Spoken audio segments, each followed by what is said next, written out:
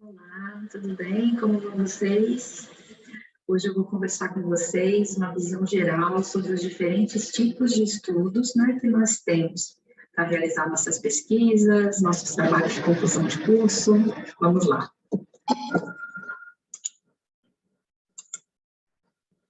Então, primeiramente, né, por que a gente realiza estudos, né?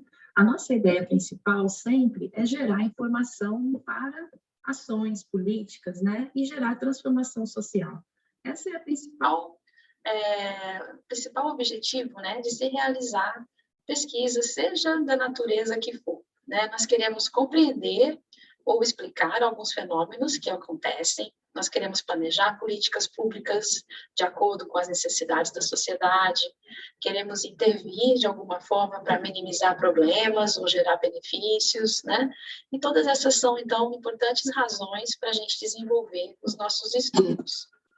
A base de todo estudo, independente de qual seja o tipo, é fazer uma coleta sistemática, né, de informações sobre um determinado fenômeno, né, que nós estamos com interesse em estudar, ou sobre uma população, né, que nós estamos estudando, sempre definindo bem claro qual o local, né, qual o momento, né, a data que nós estamos verificando, para que a gente possa coletar essas informações de maneira mais sistemática possível. Após coletar, a gente vai organizar essas informações, né? Elas podem ser numéricas ou podem ser informações textuais, né? De falas, observações de campo ou observações laboratoriais que eu registrei, né? Nós temos que organizar essas informações de alguma forma para, então, poder partir para a fase de análise e de reflexão sobre o que nós encontramos, né? Nessas observações. Tendo isso em mente, né, que nós temos sempre esse objetivo de gerar informação para uma ação e uma transformação de forma sistemática, né, essa informação deve ser coletada, organizada, analisada, a gente tem diversos tipos de estudo possíveis, tá? Aqui está para vocês as 5 principais, vamos dizer, eixos, né, de classificação de estudos. Eles são bastante diversos, tá? A aula de hoje vai incluir, passar por todos esses 5 eixos. Eu vou dar um panorama geral sobre essas classificações, tá bom? Vamos lá. Começando, então, pela natureza dos estudos, tá? Os estudos, eles podem ser de natureza quantitativa ou mais natureza qualitativa, tá? Vamos ver um pouquinho o que isso significa. A natureza da pesquisa científica quantitativa, né, que a gente está apontando aqui nesse quadro, a pesquisa ela tem as raízes no pensamento positivista, que a gente fala, né, positivista lógico, que parte da dedução do raciocínio lógico. E parte do princípio que é possível a gente medir, né, a experiência humana, os fenômenos sociais, com métodos de aferição, em geral numéricos, que a gente pode traduzir e tirar respostas lógicas a partir disso, tá? Toda pesquisa quantitativa, ela vem dessa natureza, né, desse entendimento de que é possível medir e que a partir de medições numéricas e análises estatísticas e matemáticas, a gente consegue explicar os problemas, entender os fenômenos e, com isso, poder gerar informações úteis, né, para a ciência. Mas, além dessa visão, também existe a pesquisa que é de natureza mais qualitativa, que tem como base já o pensamento interpretacionista, tá? A gente não precisa se preocupar muito com esses nomes, né, os conceitos, mas a ideia da pesquisa mais interpretacionista ou qualitativa, como a maioria das pessoas falam, é trabalhar com o universo mais relacionado aos significados, às percepções das pessoas, né, dos sujeitos, os motivos, as razões, as crenças, né, e parte-se do entendimento de que é necessário aprofundar o conhecimento sobre essas percepções e significados para que a gente possa interpretar aquilo que está acontecendo na realidade, tá? Então, a pesquisa qualitativa, ela está no nível mais aprofundado de análise, né? Ela parte do princípio que é preciso se aprofundar um pouco mais nas razões, nas percepções relacionadas aos problemas e aos fenômenos sociais, principalmente, para compreender esses fenômenos, né? Vamos falar ainda mais um pouquinho de ambos os dois. Então, os estudos quantitativos, né, eles visam quantificar a frequência, a distribuição de um determinado problema de saúde, de um determinado fenômeno que eu estou observando, né? As análises, elas visam verificar associações numéricas entre as variáveis, né? Entre, por exemplo, o fenômeno e fatores de risco, ou exposições, como, por exemplo, verificar a associação entre consumo de álcool e ocorrência de câncer, né? Ou fumo e câncer de pulmão, que é muito conhecido, né? Estudos sobre essa associação, né? Esses estudos normalmente utilizam amostras numéricas, né? E usam ferramentas matemáticas e estatísticas para inferir sobre esse fenômeno na população, tá? E como eu comentei, essa é uma linha epistemológica positivista, né? De que parte do princípio que, ao entender essas quantificações, a gente tem como tirar conclusões dedutivas e lógicas sobre a realidade. Aqui eu trazer para vocês exemplos de um estudo, eu vou trazer ao longo da aula, estudos do nosso grupo de trabalho, né? Assim vocês também podem conhecer um pouco mais do que eu e as professoras que estão nessa disciplina com vocês estão desenvolvendo, tá? Então, esse é um exemplo de um estudo quantitativo, nós publicamos recentemente na revista Cadernos de Desenvolvimento Fluminense, esse ano 2021, sobre o risco para síndrome de burnout em professores de escolas públicas de Macaé, tá? É um típico estudo quantitativo, nós entrevistamos professores, no caso 84 professores de escolas de ensino fundamental e médio de Macaé, no ano de 2019, e tabulamos, né, as informações coletadas. Aqui é uma tabela, exemplo, né, do estudo, mostrando as frequências, os percentuais de diferentes problemas de saúde que esses professores apresentam, também a condição de peso desses professores. O que nós fizemos foi bastante quantitativo, né, buscando inferir informações, né, sobre a qualidade da saúde e qualidade de vida desses professores em Macaé, tá? Então, o que nós buscamos, né, como estudo quantitativo? Qual é a prevalência desses problemas entre esses professores? A diferença estatística entre os professores que estão no ensino médio com a qualidade de vida daqueles que estão no fundamental? A diferença estatística entre quem é professor, mas é do sexo masculino ou do sexo feminino, né? Então, esse tipo de pergunta que esse estudo levantou e nós procuramos responder, tá? De maneira na lógica quantitativa.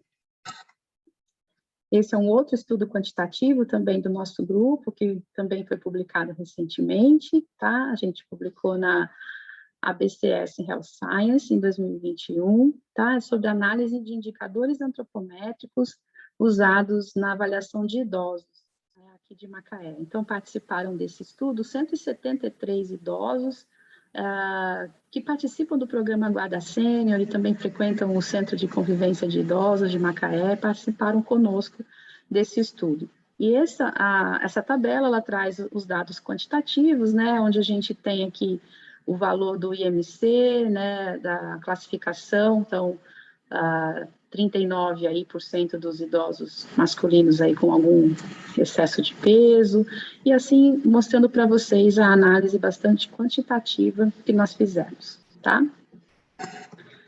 Nesse estudo, as perguntas, né, que o estudo buscou levantar é isso, qual era, algumas delas, né, qual era a prevalência de obesidade entre esses idosos, se havia diferenças estatísticas entre diferentes grupos, quais modelos matemáticos e estatísticos a gente podia desenvolver relacionando aos métodos de avaliação nutricional desses idosos, uma abordagem bastante numérica quantitativa. Agora, trazendo um pouquinho dos estudos qualitativos, tá? Como eu comentei, então, são estudos que buscam identificar as percepções, crenças e significados acerca de fenômenos, objetos, pessoas, né?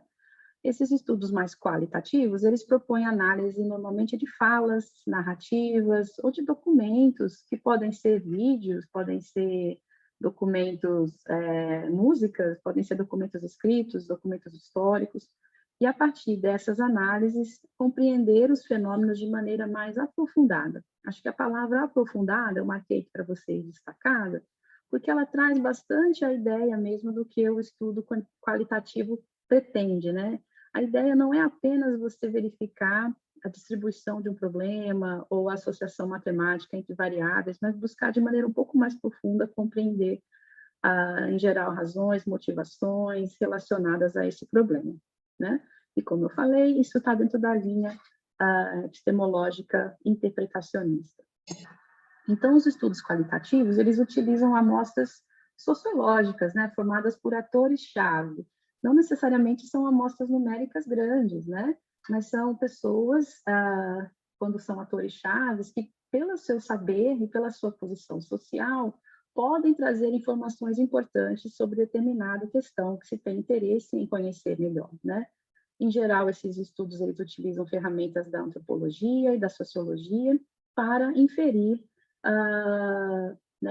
sobre o fenômeno nessa população. Então, você pode ter uma população grande, entrevistar apenas alguns atores, mas por eles serem atores-chave, a partir dessas entrevistas e observações, a gente consegue inferir sobre a população, tá? Normalmente são utilizadas técnicas de observação, entrevistas e análise de documentos. Existem diferentes métodos e técnicas dentro de estudos qualitativos, né? Vamos dizer, os métodos mais usados, né, são os métodos da etnografia, que é uma pesquisa social de imersão, em que o pesquisador, em geral, busca conviver por um tempo, ou se inserir na condição social pesquisada, para observar, anotar, conversar com as pessoas, e a partir dessas observações, tirar conclusões sobre a realidade que ele está inserido, né? Um outro método são estudos de caso, que, em geral, quando são casos muito raros, né, ou muito excepcionais, vale a pena a descrição detalhada, às vezes, de um caso, pode trazer informação científica importante, né, uma vez se for um caso, né, raro. Outros métodos são a coleta ou resgate aí de análise de outros materiais e documentos, né, como eu comentei, narrativas, filmes, imagens, né, fotografias antigas. Muitos estudos eles se baseiam nesse tipo de análise também. As técnicas utilizadas são diversas, podendo incluir observação, entrevista individual, entrevistas em grupo, que são também chamadas de grupo focal, e também análise da história de vida das pessoas, né? Então, existem várias possibilidades aí de acessar de maneira qualitativa a realidade, né, dos sujeitos e dos fenômenos que nós estamos interessados em estudar. Os estudos qualitativos, eles, então, se aproximam, né, das ferramentas das ciências sociais e menos das ferramentas das ciências matemáticas, né, e estatísticas. Por isso que há um pouco essa ideia de como se fossem estudos opostos, né, mas nós vamos ver daqui a um minutinho que são estudos, na verdade, que podem trabalhar em conjunto de maneira bastante interessante. Então, dentro dos estudos qualitativos, são propostas reflexões teóricas, análises temáticas do conteúdo, de falas e narrativas, análise de documentos, e também essa utilização do que é chamado de triangulação de métodos, né, que é uma combinação de várias dessas técnicas juntas para tirar as conclusões, tá? Vamos ver um pouquinho, então, alguns exemplos de estudos qualitativos. Então, esse também é um estudo que nós publicamos recentemente do nosso grupo, né, eu, professora Luana, e outros professores que vocês vão conhecer, da UFRJ, sobre alimentação escolar e segurança alimentar e nutricional no contexto da pandemia de Covid-19 aqui na região norte fluminense.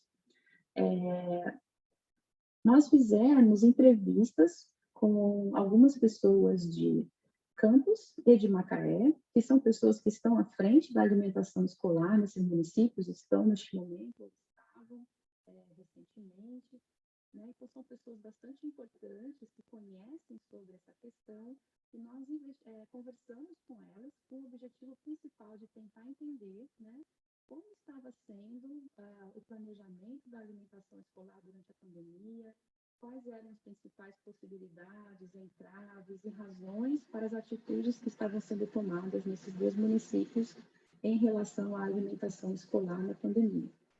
Então, vejam bem, a gente tinha um objetivo que não era um objetivo numérico, né? Nós estávamos querendo entender o que estava acontecendo. Então, nós lançamos mão de um estudo com ferramentas qualitativas, né? Nós entrevistamos, então, essas pessoas em Campos e Macaé. E aqui um exemplo para vocês de análise, né? Então, essa foi uma fala com uma das pessoas que nós conversamos, no momento que ela estava comentando das dificuldades em relação à compra de alimento pela agricultura familiar, né, no município, e comentou que ela já tinha tentado comprar iogurte da agricultura familiar, mas aí eu preciso que a escola tenha condição de armazenar o alimento, mas muitas escolas não têm, eu tenho responsabilidade pela garantia da condição higiênico-sanitária do produto, desde a aquisição até o consumo, e tem escola que a geladeira mal funciona, né? Então, essa fala, né, dessa pessoa traz para nós alguns elementos, né, de reflexão sobre um problema que faz com que a gente entenda melhor esse problema em termos de significado, né? Então, essa é um exemplo para vocês de um estudo de caráter bastante qualitativo, né, que nós também temos no nosso grupo. Nós temos um grupo bastante eclético de trabalho, a gente trabalha tanto na perspectiva quantitativa como qualitativa, né, o mais importante é gerar bons resultados, né, independente da metodologia utilizada. Então, neste estudo em especial sobre alimentação escolar, o nosso interesse, né, era avaliar as percepções dessas pessoas que nós entrevistamos, a experiência delas, para que a gente pudesse ter explicações sobre o que estava acontecendo em Macaé e Campos em relação à alimentação escolar. Então, nós desenvolvemos um estudo de caso, com utilização de entrevista, seguida de reflexão teórica. Aqui para vocês é um outro exemplo de um material mais qualitativo, é um livro que o nosso grupo publicou recentemente, esse livro saiu em 2019, onde nós conversamos sobre várias questões em relação à alimentação escolar, não apenas de Macaé, mas de vários lugares que a gente já trabalhou, que nossos filhos já frequentaram, e em uma dos capítulos a gente comenta sobre uma atividade que nós fizemos numa escola, né? No caso, até foi uma escola pública em Macaé, onde numa atividade de grupo com alunos do 5º ano, depois de conversar sobre a importância da alimentação saudável, a importância da gente olhar os rótulos dos alimentos, né? Um aluno, aqui é nome fictício, né? O nome Carlos é fictício. A gente, esse menino levantou e disse assim: tia, mas se existe alimento que pode ser ruim para a saúde da gente, por que a diretora deixa vender na escola, né?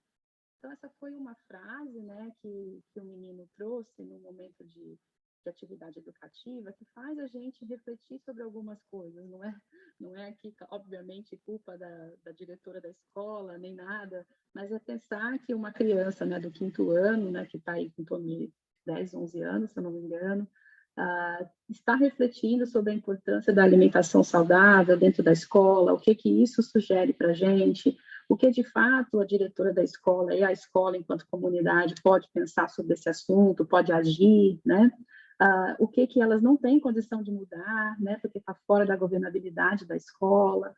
Enfim, são pequenas frases, às vezes, né? Mas que num contexto onde elas são coletadas e por quem elas são faladas, né? Elas trazem para a gente conhecimento importante, aprofundado sobre determinados problemas sociais, tá? Então, neste estudo que eu na escola, foi um estudo de caso também, de observação, entrevista individual e em grupo, né, com pessoas, né, estudantes da comunidade escolar, seguida de reflexão teórica. E a gente, então, consegue comentar nesse livro sobre várias experiências e percepções acerca da alimentação escolar, com base nesse tipo de instrumento qualitativo. Outros tipos de estudos qualitativos são a etnografia, né? Aqui eu trouxe para vocês, esse não é um estudo do nosso grupo, é um estudo de um grupo parceiro nosso da UERJ, sobre alimentação, direito e saúde, uma experiência etnográfica na sala de espera de um ambulatório de nutrição, né? Então, os pesquisadores se inseriram no laboratório e estão descrevendo de maneira detalhada questões relacionadas a direito à alimentação e saúde. Aqui é um exemplo de um estudo também desse mesmo grupo da UERJ, sobre análise fílmica, que acho que é bastante diferente de trazer para vocês. Então, o seu nome é Jonas, Cinema, Surdez e Comensalidade. Então, é um texto bastante interessante que discute, né, a questão da surdez, né, como que isso é expresso na sociedade através do cinema e como que isso se relaciona com a alimentação. Enfim, são tipos de abordagem qualitativas, mas que, ainda que não tragam números, né, elas são bastante aprofundadas e trazem várias questões para a gente discutir e aprender sobre as realidades. Então, como eu estava falando antes, né, existe aí uma ideia de que, mas o melhor é quantitativo, é qualitativo, né? E não, na verdade, quando você passa a conhecer bem os métodos, né, você percebe que eles são, tanto os métodos qualitativos quanto quantitativos, eles precisam ser bem aplicados, né? Sendo bem aplicados com as técnicas corretas, as naturezas dos dois tipos de estudos são muito válidas e proveitosas, né? E existem, inclusive, estudos que combinam, né? Tanto algumas ferramentas quantitativas quanto ferramentas qualitativas, né? Aqui é um exemplo para vocês de como que essa articulação pode acontecer. Então, a gente pode ter, por exemplo, um estudo qualitativo que tenta dar visibilidade a algum problema que não é perceptível, às vezes, na superfície, né? Que os números, às vezes, não captam, mas que você, olhando com profundidade, você identifica que aquele problema existe e que ele é importante, né? E, com isso, você consegue direcionar estudos quantitativos para investigar melhor a magnitude e a distribuição desse problema, né? Tem alguns estudos qualitativos, por exemplo, na área de HIV/AIDS, discutindo o porquê que as pessoas, muitas vezes, em determinados locais, né, não utilizam, têm dificuldade na utilização de camisinha, né, diferentes grupos sociais, né, então são problemas, às vezes, que se você não parar para se debruçar mais aprofundadamente, você não consegue identificar as razões, né, dos porquês. Uma vez que você tem um estudo qualitativo que gera informação sobre isso, fica mais fácil, né, e interessante de você delinear um estudo mais quantitativo que vá verificar esse problema numa ordem mais numérica, né? Mas anteriormente você combinar com uma avaliação mais aprofundada. Uma outra coisa comum de acontecer são estudos qualitativos que ajudam na construção e na validação de métodos mais quantitativos, né? Então, você tem, às vezes, algo complicado que você quer investigar. Na área de nutrição, por exemplo, avaliar insegurança alimentar, né? Isso é complexo, envolve dimensões da pobreza, mas também dimensões da qualidade de vida, questões ambientais, da qualidade do alimento consumido, que se você fosse perguntar para uma pessoa, né, você teria várias coisas a perguntar. Então, que instrumento utilizar, né? Aí nós temos alguns instrumentos aí quantitativos que são bem simplificados, mas que eles são úteis porque eles foram construídos com base numa pesquisa prévia qualitativa, né? Então, você faz primeiro algo mais aprofundado para você buscar ver se aquele instrumento está captando o que ele se propõe a captar, né? E uma vez que você consegue, utilizando técnicas qualitativas, perceber que esse instrumento de fato funciona, você passa a realizar estudos em maior escala, né? Numa escala mais numérica, quantitativa, para numa população maior, né? Enfim, essa também é uma maneira de combinação aí dos métodos. E uma bastante também que eu acho bastante útil é a combinação de você encontrar resultados numéricos, mas que você não consegue explicá-los, as razões, e aí você lança a mão de técnicas qualitativas para compreender melhor esse problema numérico que você identificou. Essa eu acho também que é uma combinação quanti-quali bastante interessante. Vou mostrar para vocês um trabalho que eu fiz trazendo essa combinação. É um trabalho que é resultado da minha tese de doutorado, né? Eu trabalhei em Petrópolis, no Rio de Janeiro, com agricultores familiares, e a gente discutiu bastante a questão de esses agricultores estarem com bastante obesidade, né? E por quê, né? Que muitas vezes eles não comiam o que eles plantavam, eles estavam plantando para venda, mas não para consumo. Todas essas questões estavam envolvidas nesse trabalho. E a gente lançou mão de técnicas tanto quantitativas quanto qualitativas, né? Ao longo aí dos anos do doutorado. Nesse trabalho, então, em termos quantitativos, foi feito um inquérito, né, em que eu entrevistei, medi, pesei 86 famílias, né, marido, esposas, crianças, e foi identificada uma prevalência de obesidade bastante elevada na comunidade, que eu não esperava encontrar. Uma prevalência superior àquela que a gente tem no estado do Rio de Janeiro e no Brasil. E a partir de eu ter encontrado essa quantidade de obesidade, né, em termos numéricos, eu lancei mão de técnicas qualitativas, eu fiz uma imersão etnográfica nessa comunidade, passei a morar lá, morei lá por um ano aproximadamente, um lugar lindo, essa foto que está atrás é de lá. E aí eu usei técnicas de observação participante, realizei algumas entrevistas de profundidade com alguns agricultores e agricultoras, para que eu pudesse tentar entender melhor, né, esse problema da obesidade que eu tinha encontrado previamente. Né? Então, só para vocês terem uma noção, então essa é uma das tabelas quantitativas que foram geradas por este estudo, né, mostrando uma prevalência de obesidade elevada, aqui de 19%, quase 20%, principalmente nas mulheres, chegava a quase 30% das mulheres dessas famílias com obesidade.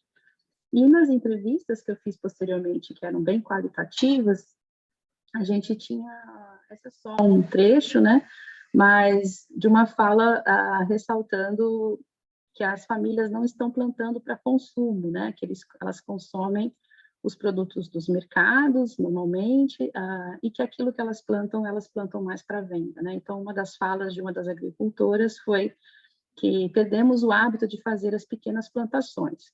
Tu ocupa muito espaço com as outras plantações, então com aquelas pequenas coisas que você poderia ter até na beirada do canteiro, você não liga de plantar. Né? Então essas são uma das falas, né, que ao conversar, né, com esses agricultores eu fui percebendo razões, né, que estavam relacionadas às escolhas alimentares que eles faziam e que poderiam estar aí de alguma maneira relacionadas com a prevalência de obesidade que eu também observei lá nessa região. Enfim, esse é só um trechinho do estudo para deixar vocês com um pouquinho mais de vontade de olhar, depois a gente pode conversar mais, mas é só para reforçar com vocês a importância, né, e da combinação, né, da gente valorizar tanto as ferramentas quantitativas quanto as ferramentas qualitativas, que ambas, né, ambos os grupos são bastante ecléticos e podem trazer resultados bastante interessantes se feitos adequadamente. Okay? Vamos partir, então, para o próximo eixo, né? Então, a origem primária ou secundária das informações. Vamos lá. A origem primária é quando os estudos são feitos com dados primários, ou seja, o pesquisador analisa dados originais, que ele mesmo coletou ou a equipe dele, tá? Em geral, esses estudos são um pouquinho mais demorados, porque a pessoa vai coletar o dado, né? São um pouco mais dispendiosos, tanto em termos de tempo como em termos de custo mesmo. Mas a vantagem é que eles permitem um maior controle da informação, né? Porque você e a sua equipe, enquanto pesquisador, sabem exatamente como a informação está sendo coletada. Já os estudos de base secundária são também chamados de estudos, né, secundários ou estudos com dados secundários. O pesquisador, ele analisa dados que outro pesquisador coletou, ou ele analisa dados de prontuários, de documentos, ou dados que são públicos, né? Na área da saúde tem muitos de dados do IBGE, dados do SUS, né, que ficam disponíveis e que você, enquanto pesquisador, pode utilizar esses dados para suas pesquisas.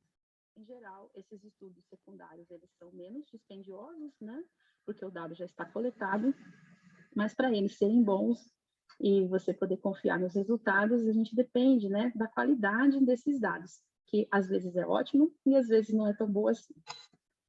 Então, aqui, o mesmo estudo que eu trouxe para vocês antes, né, aquele com os professores aqui de Macaé, Ele é um estudo quantitativo, como nós já falamos, e de origem primária. Ou seja, fui eu mesma, a professora Luana e as pessoas da nossa equipe que fomos lá e conversamos com esses professores, coletamos os dados para gerar os resultados, né? Então, é um estudo de base primária. Esse estudo que eu comentei também aqui de Macaé, sobre alimentação escolar, é um estudo qualitativo, né, que nós já falamos, também de origem primária, porque todas as entrevistas, as falas, fomos nós mesmos do nosso grupo que coletamos. Nós entrevistamos essas pessoas e analisamos os dados. Já aqui eu trago para vocês um trabalho também do nosso grupo, que é um trabalho quantitativo, porém de origem secundária. Nós fizemos um capítulo de livro, dentro desse livro que é recente também, de 2019, de Macaé do Caos ao Conhecimento. O capítulo é Trajetória da Atenção à Saúde em Macaé, Desafios e Perspectivas. E a gente tem aqui um exemplo para vocês, que é de uma das tabelas desse estudo, mostrando a evolução total de beneficiários de planos de saúde em Macaé de 2007 a 2017. Por que ele é um estudo com dados secundários, né? Até tem aqui embaixo, eu deixei bem grande aqui, para vocês verem que é dados do CIB, da ANS e do Ministério da Saúde, tá? São dados disponíveis via DataSUS, né? Nós do grupo, né, que somos um grupo grande de autores nesse capítulo, nós não fomos medir, né, a quantidade de beneficiários dos planos de saúde, até mesmo porque nós nem morávamos em Macaé na época, né, de 2007 até... eu cheguei em Macaé em 2011, então a gente não fez esse trabalho todo, mas esses dados estavam disponíveis, nós acessamos esses dados na plataforma do DataSUS, e aí nós montamos esse gráfico. Então, o gráfico foi feito pelo nosso grupo, mas os dados para gerar esse gráfico já estavam coletados e não foram coletados por nós. Sendo assim, é um estudo de base secundária, tá? Passando um pouco à frente, então, a origem secundária, ela tem a revisão de literatura, ela pode ser considerada um tipo especial, né, de estudo de dados secundário, uma vez que a gente não vai coletar o dado, né, a gente vai olhar a literatura que já tem disponível sobre esse assunto. Mas a revisão de literatura, ela é especial porque ela não vai trazer apenas uma avaliação sobre numa determinada situação, né? Ela vai buscar contextualizar um fenômeno por meio de um levantamento bibliográfico, analisar as possibilidades presentes na literatura sobre esse tema, né? Qual é o estado da arte daquele assunto que nós estamos estudando. A revisão de literatura, ela pode ser principalmente, né, narrativa, ou também chamada acadêmica, ou sistemática. A diferença principal é que na revisão narrativa não há um controle rigoroso, né, sistemático, lógico, da busca de informação. O autor, normalmente, se nutre de informações que ele julga importantes, então, de livros ou publicações de artigos, documentos, que ele considera relevantes para o tema, e ele discorre um texto reflexivo, normalmente trazendo os principais pontos daquele assunto na literatura. Mas não há necessariamente um controle sistemático da busca de onde essas informações que estão sendo revisadas vieram. Já na revisão sistemática é o oposto, né? Antes de tirar as conclusões da revisão, o autor define claramente a metodologia de busca e de seleção e de exclusão de publicações. Então, por exemplo, eu só vou olhar artigos publicados em revista em português, ou eu só vou olhar artigos publicados na América Latina, né? Você pode definir, de acordo com o seu tema, métodos para buscar e quais publicações você vai ou não incluir na sua revisão, tá? Ao definir essa metodologia mais clara, você está realizando uma revisão de literatura sistemática, tá? E revisão sistemática, ela pode ser em dois principais grupos. Essa que eu estou colocando para vocês é uma classificação didática, tá? Existem algumas variações, vocês podem encontrar autores que classificam um pouquinho diferente, mas, de uma maneira geral, esse é o ramo de classificação dos estudos de revisão, tá? A revisão sistemática do tipo integrativa permite a inclusão de publicações que utilizaram métodos distintos. Ela é sistemática porque o autor, no caso, definiu a metodologia de busca, mas ele pode ser bem eclético. Eu vou aceitar tanto estudos quantitativos quanto qualitativos, eu vou aceitar livros, eu vou aceitar teses, artigos, né? De acordo com o tema e de aquilo que o pesquisador acredita ser importante, de ser incluído, ele estabelece os critérios dessa busca sistemática, mas, em geral, essa busca inclui, né, uma quantidade diversificada de publicações que utilizaram diferentes métodos.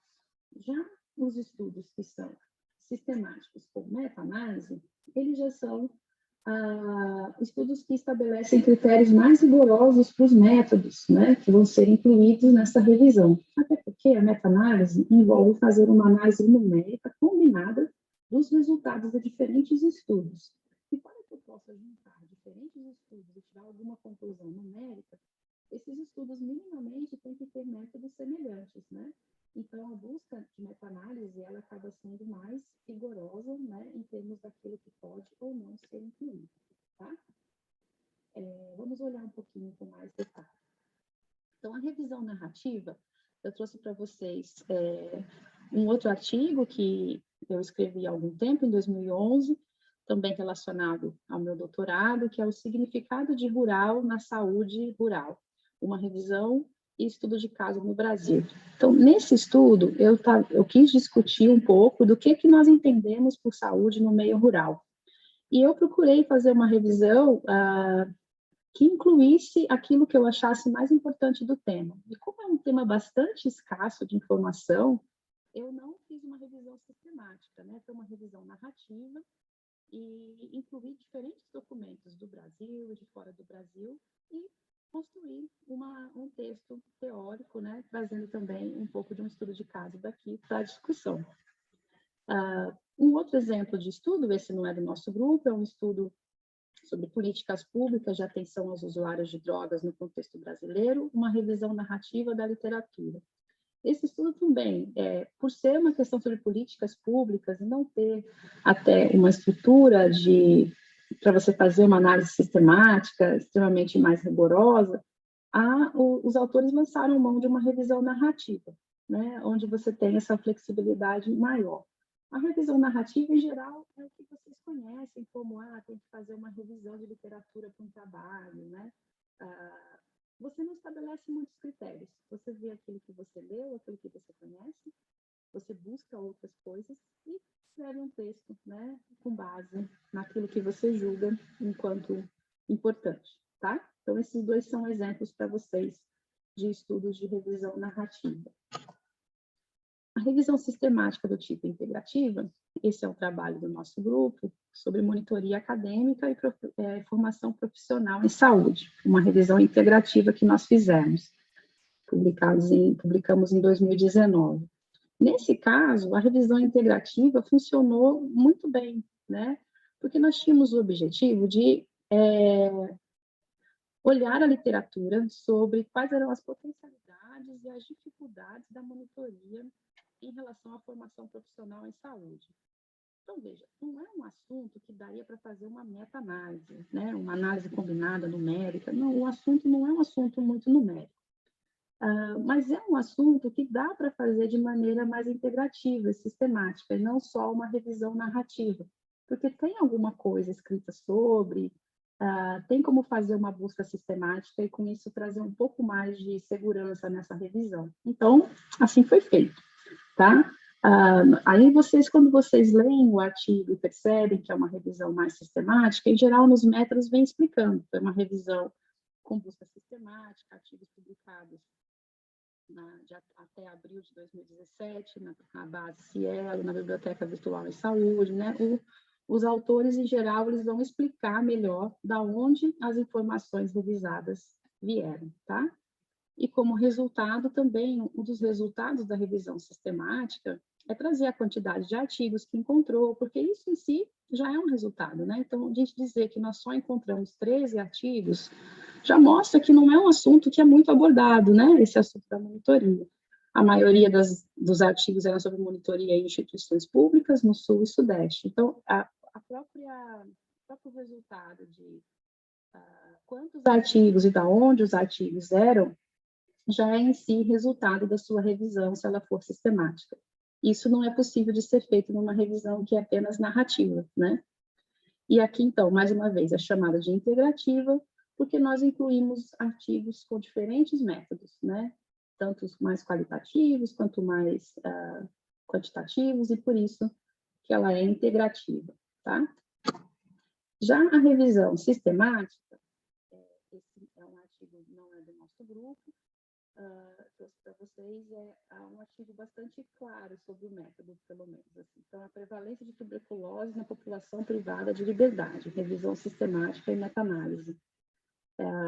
Esse artigo ele é bem didático para entender o que é uma meta-análise, porque ele faz a combinação numérica, né, no nível individual. Então, eles recuperaram estudos publicados desde janeiro de 97 até dezembro de 2016, nas bases Medline, Cielo e Lilacs, e aí, como resultado, eles fizeram a meta-análise de 29 estudos, juntando, então, 2.163 pessoas privadas de liberdade.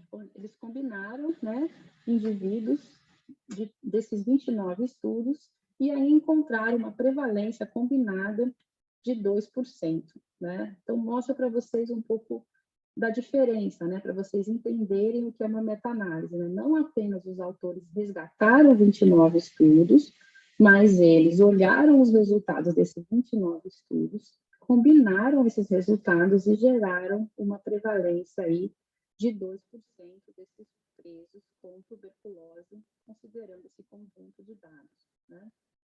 É uma ferramenta que pode ser bastante útil para alguns casos, e que não faz sentido nenhum em outros, né? Então, a ideia é estar aqui mostrando para vocês as possibilidades, né? E que elas têm diferenças e têm valores também diferentes, tá bem? Vamos passar para o próximo eixo, tá? Eu vou falar do eixo 3 e provavelmente aí nós vamos fazer um intervalo aí, fazer uma pausa, tá bom? Vamos lá. Posicionamento do pesquisador, que pode ser observador, né? Pode ser observacional ou experimental. Os estudos que são observacionais, o pesquisador, como o próprio nome diz, ele apenas observa, né? Ele registra e analisa os fenômenos da forma mais metódica e acurada possível, mas ele tenta ao máximo não interferir naquilo que ele está observando, tá? Ele tem uma posição passiva sobre o fenômeno estudado. Ele observa, né, as características, a evolução desse fenômeno, das pessoas que ele está acompanhando, mas ele não tem a intenção de modificar nenhum aspecto que ele está estudando. Com certeza, a presença dele em si, o fato dele estar estudando aquele determinado assunto, já envolve um pouco de subjetividade, mas o mais importante é que no estudo observacional, interferir não é a proposta, né? Se tenta interferir o mínimo possível. Já nos estudos que são experimentais, o pesquisador tem uma posição mais ativa, né? Ele interfere propositalmente nos processos do estudo. Então, o pesquisador realiza um experimento ou uma intervenção e, em seguida, ele observa e registra, né, analisa esses fenômenos de forma também bastante metódica. A maioria das vezes, ele quer ver como a situação era antes, né, e como que essa situação passou a ser depois da intervenção que ele fez, né? Então, estudos desse tipo são ensaios clínicos, que podem ser feitos com pessoas ou com cobaias, para testar algum medicamento, testar dietas, testar algum programa de intervenção em atividade física, por exemplo. Podem ser intervenções educativas, em que você avalia o conhecimento das pessoas antes, realiza uma intervenção educacional e depois tenta reavaliar o conhecimento dessas pessoas no momento posterior. Podem ser intervenções comunitárias, em que você altera algo na comunidade e aí tenta comparar, né, estatísticas prévias e estatísticas posteriores. Enfim, tem várias possibilidades aí de estudos em que o pesquisador promove alguma interferência e por isso são chamados de estudos de caráter experimental. Voltando aí para o estudo que vocês agora já conhecem, que é sobre a síndrome de Burnout dos professores de Macaé. Ele é, então, um estudo que vocês já sabem, quantitativo, origem primária, já que fomos nós mesmos que coletamos os dados, e um estudo observacional, né? Nós buscamos não interferir em nada, né, nas respostas desses professores, na qualidade de vida deles, nós fomos lá e tentamos da melhor forma entrevistá-los e coletar as informações, observando aquilo que estava acontecendo. O estudo também qualitativo sobre alimentação escolar, né, em Macaé e Campos, também é de base primária, como a gente já falou, também observacional. Ainda que a gente tenha conversado com as pessoas em entrevista, a gente procura na entrevista interferir o mínimo, né, nas respostas, né, deixar a pessoa bem à vontade para ela falar, de maneira que a gente, as nossas visões de mundo não venham interferir, né, nas respostas que estão sendo coletadas. E aí, então, a gente diz que é um estudo também observacional. Esse estudo que eu trouxe para vocês também, de Macaé, né, ele é um estudo quantitativo, ele é de base secundária, e ele também é observacional, né? Nós, enquanto pesquisadores, coletamos os dados, né? Não coletamos os dados, analisamos os dados do DataSUS, e fizemos uma posição observadora, né?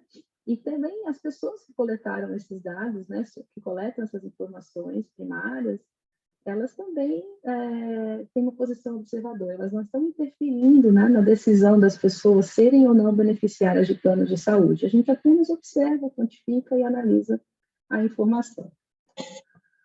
Já esse outro estudo aqui, ele já é um estudo experimental, tipo ensaio clínico com cobaias. Ele não é do nosso grupo, é de um grupo da UF, bastante ativo nessa linha de trabalho com ratos e alimentação. Então, foi um estudo feito para avaliar se o consumo de suco de uva e de vinho tinto interferia nos níveis de pressão sistólica de ratos da Wistar. Tá? Esses tipos de estudos, eles são estudos experimentais, feitos em laboratório. Então, essa tabela, esse gráfico aqui, ele é do estudo original, tá? Mostrando, por exemplo, um grupo controle, e aqui o grupo de ratos que foram alimentados com o suco, comparando, por exemplo, que a média, né, de pressão sistólica nesse grupo que foi alimentado com o suco foi um pouco abaixo da média do grupo controle. Enfim, são estudos que eles avaliaram, né, a situação de como esses ratos tinham de pressão sistólica anteriormente, cria um grupo controle que não recebeu nenhuma intervenção, cria grupos de experimento, né, que são grupos que receberam alguma intervenção, e gera-se uma comparação, né, para que você possa, então, ver se o efeito de, ao fornecer mais suco de uva ou vinho tinto para esses ratos, será que a pressão sistólica deles foi alterada, né? Acho que fica bem claro para vocês verem aqui que os pesquisadores, né, tiveram uma posição ativa, né? Eles interferiram na situação, não apenas ficaram observando, tá? Esse tipo de interferência, então, faz com que o estudo seja do tipo experimental. E, nesse caso, um ensaio clínico com cobaias. Aqui é um outro estudo, também experimental, mas do tipo ensaio comunitário. Ele não é também do nosso grupo, é de um grupo também parceiro da UERJ, tá? Que está planejando intervenções em escolas. Então, o que o grupo faz, principalmente, tá? Avalia a situação de práticas alimentares e de atividade física nas escolas antes, depois faz uma sequência de intervenções nessas escolas, né? Algumas são controle, que não foi feita interferência nenhuma, para a gente poder comparar. Algumas escolas recebem intervenção educativa, algumas escolas vão receber intervenção ambiental, ou seja, vão construir quadras, vão criar cantinas mais saudáveis, vão colocar algo no ambiente que estimule a alimentação saudável e a prática de atividade física, e eles vão, então, depois analisar novamente as práticas alimentares e atividade física para comparar uma situação antes com a situação posterior. Fica nítido aqui que, ao realizar uma intervenção, os pesquisadores tiveram uma postura mais ativa, né? não apenas observaram a situação que estava nas escolas, mas eles observaram, estão propondo e realizando intervenções e vão reanalisar novamente. Sendo assim, é um estudo de caráter experimental, nesse caso, do tipo comunitário, né? Porque é feito diretamente na escola. Certo? Eu vou parar um pouquinho aqui, para a gente não ficar com um vídeo muito grande, e eu volto com uma parte 2 aqui da aula, para a gente falar da dimensão 4 e 5. Tá bem? Obrigada, até já já.